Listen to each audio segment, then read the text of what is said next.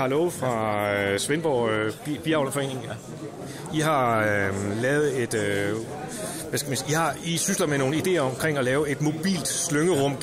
Kan du forklare mig, hvad går det egentlig ud på med sådan et? Vi vil prøve at se, om vi kan få en trailer, eller noget af den stil, med lukket, med skralde og slynge og det hele, som man så kunne køre op foran døren den dag, man sådan skulle slynge.